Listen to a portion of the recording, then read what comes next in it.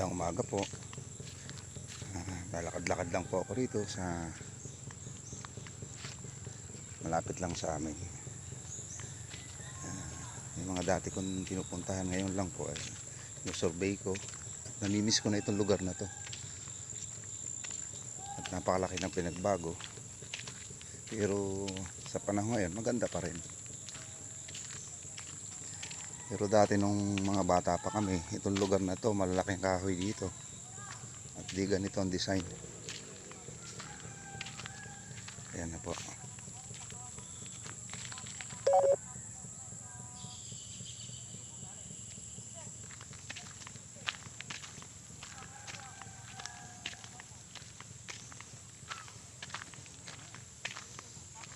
Ayan.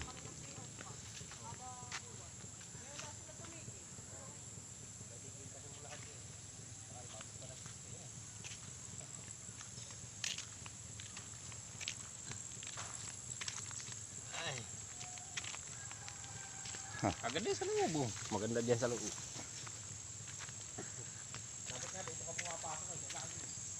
Huwag dyan, wala tubig dyan.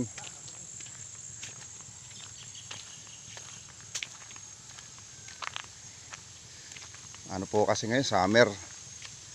Kaya ang tubig maliit dito sa sapa. Ayan.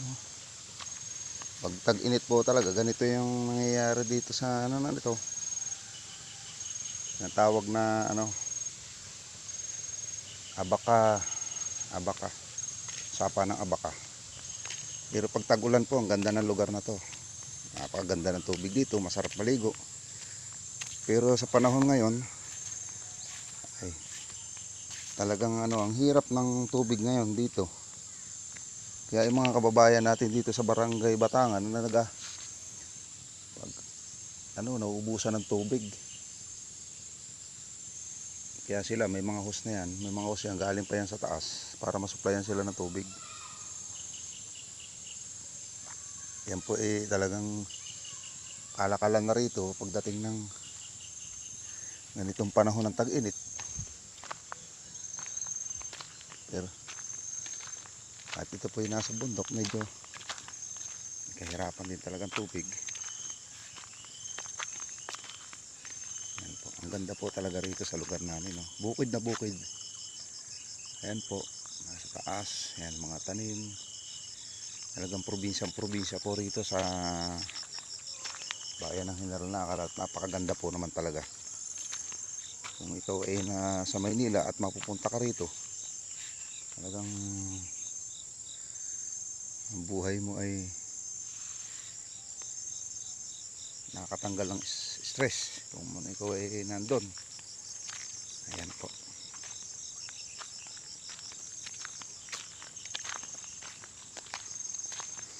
Napamali ako ng daanan, dapat sa kabila pala ako dumaan.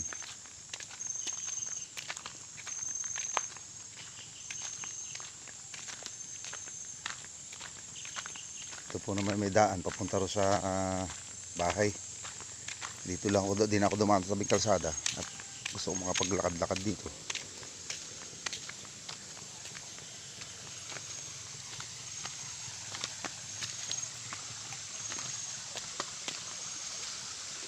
Ito nga po pala yung ano, yung patubig. Yan, ginawa nilang daanan ng patubig sa mga irrigation para sa mga palayan. Ito po yun.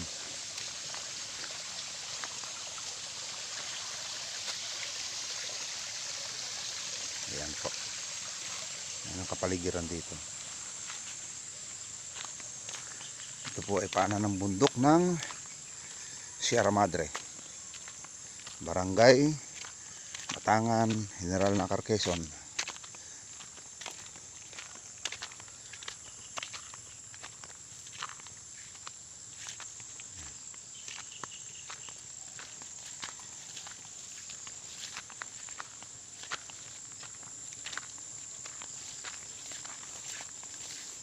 Ito po, mahamog oh. Kilala po ba niyo yung mga halaman yan? Tawag dyan makahiya. Yung mga may bulaklak po maliliit. At yun oh, yung tinatawag na bubuyog. Yan mga bubuyog. Sinisip-sip nila yung mga katas ng bulaklak. Ay, ligwan yan para mga ligwan. Yung nakasip-sip nila dyan, iniipon nila. Ito po yung ako ginagawa. Nagiging honeybee. Ano po yan? Honeybee po yan. Yan oh.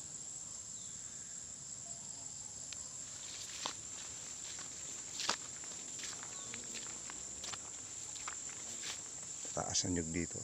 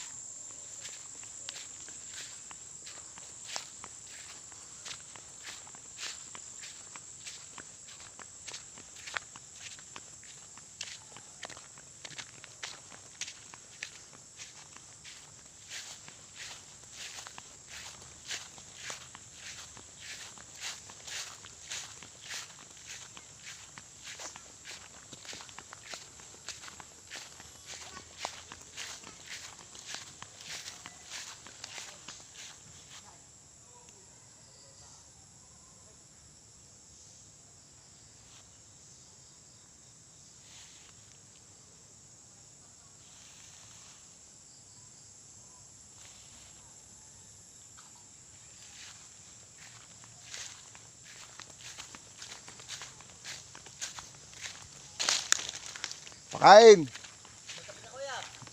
Katatapos ko lang kay Utol. Oo. Salamat ha. Di. Nag-ano lang ako. Ang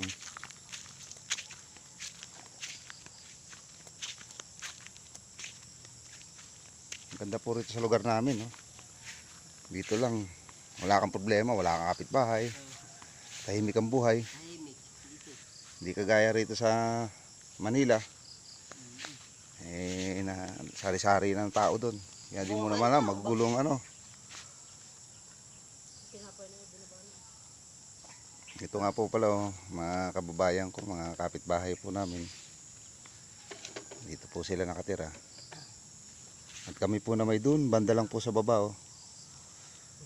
Pagka ano nagsisigawan lang po rito, di po uso rito yung ano, cellphone, sisigawan mo lang, marinig ka na eh.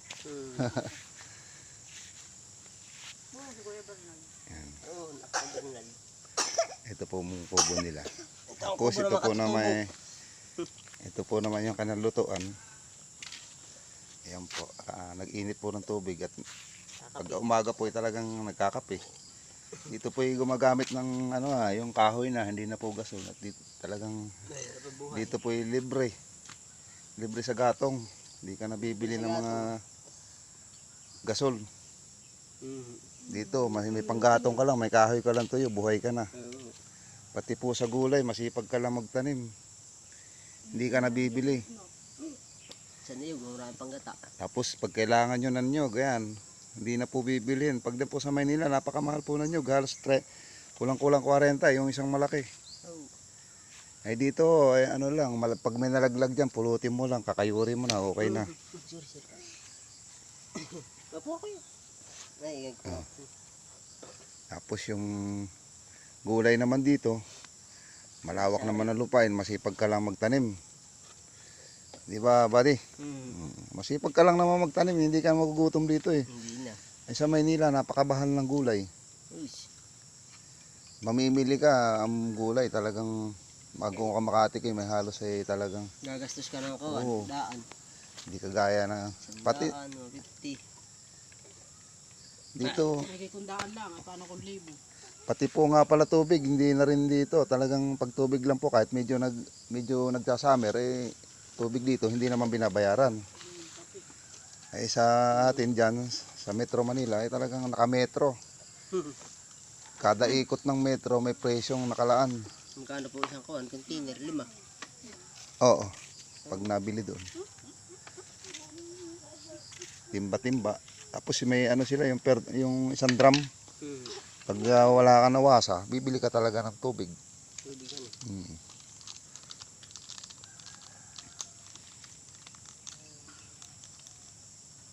Ito yung mga anak ni... ano pangalan mo pare? Ato. Kasi paring Ato, ayan po.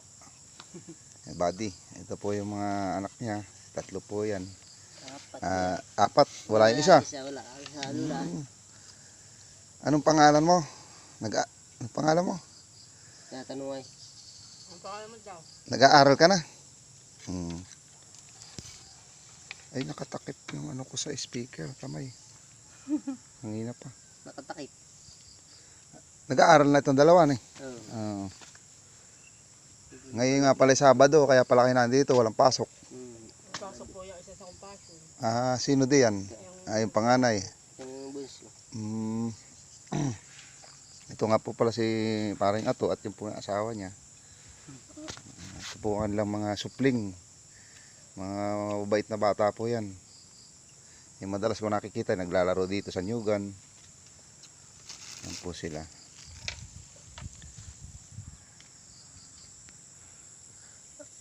Nung di ba hindi pa ito binabaha, ito daanan ng tubig. Tapos doon, itong street na to, yan, puro santol, puro bayabasan yan eh. Oh, bayabas. Tapos santol, puro santol, isang hilera dyan. Dyan nga ako lang madalas sumakit nun eh. Tapos yung lugar na yan dito, puro kawayan yan.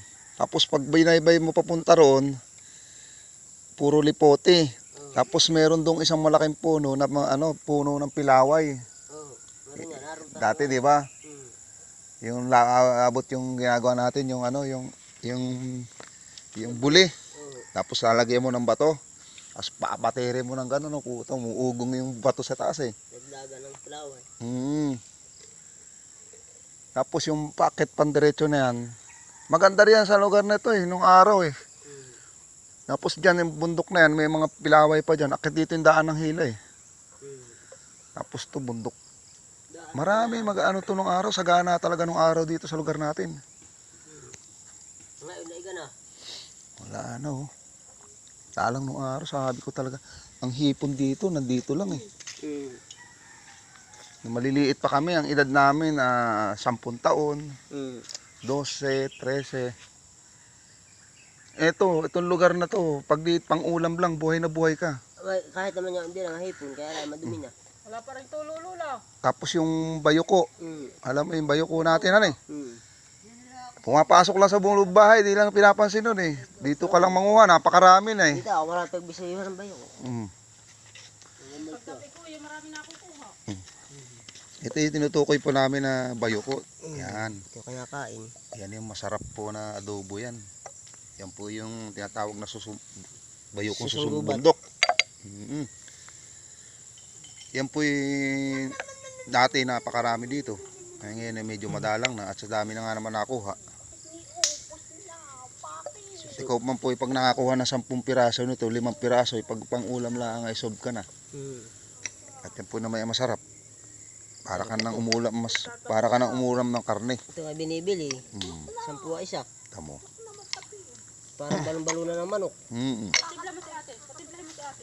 Yung kaya ate. Daig pa na ng kawan, pati. Masarap din dinog anin. Oo. Bayuko. Bayuko. Tapos dito nung araw, dito itong area na to. Yan. Napakalaki ng galyang diyan. Kailangan dati yan. Tapos doon, mayroon pang isang napakalaking kahoy. Siguro kahit yapusin ng 10 katao eh. Nayari na yata yun. Pinutol yun. Pinutol ko ano. Dati nga di makahoy. Yung malaking kahoy diyan, yung may napakalaking kahoy diyan, kung tawagin. Pinutol lang siya. Tapos dito puro galyang. Ay sagana po talaga dito sa sa lugar na to, sa likas na yaman. Talagang sabi nga po eh, kahit di ka kumain ng bigas eh, mabubuhay ka rito. Bubuhay na. Dahil sa paligid pa lang sa kalayaman ng kalikasan, talagang Buhay na buhay ka, kaya nga nung araw marami ditong kaibigan. Noon, napakarami po nating kaibigan nung araw dito. Kahit matagal sila sa bundok, hindi sila nagugutom dahil nga sa kayamanan, kalikasan.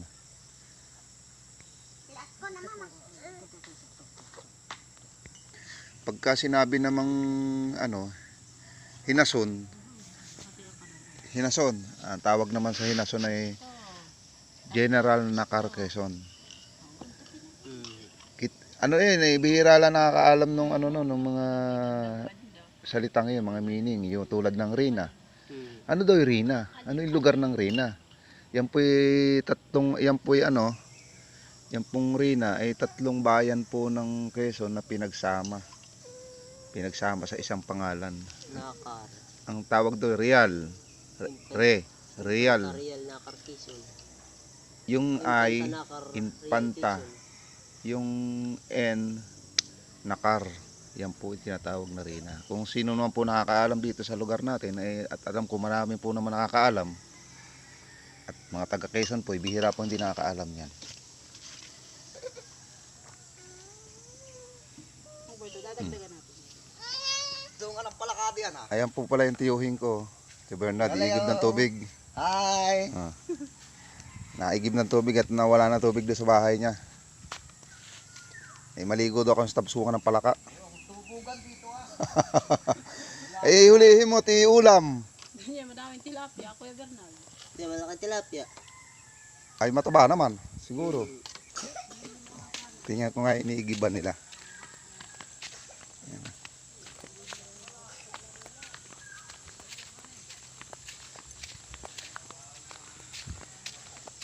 Meron palang daan dito. Doon pa ako umikot sa kabila.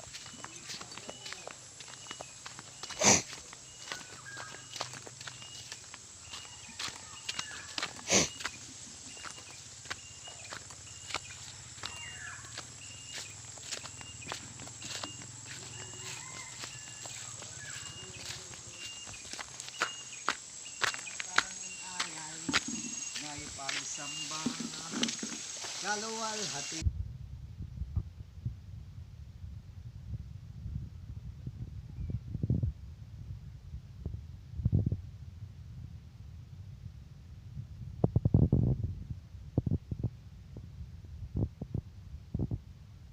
Naligo na kasi ako eh. Maaga ko naligo, alas 5 pa lang.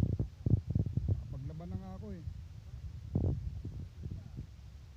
Pag magandang gising, ganun talaga. Pag maganda sa paging walang magandang mood. Talagang mas masarap kasi na magigising ng maaga.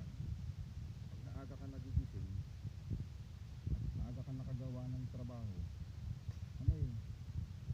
presko yung natin presko yung pakiramdam eh. At yung paliligo pati ng maaga tawag dyan,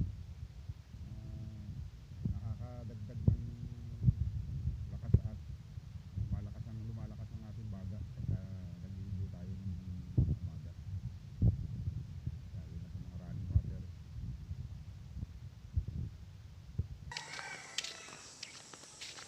Pare, Nando sa kabila.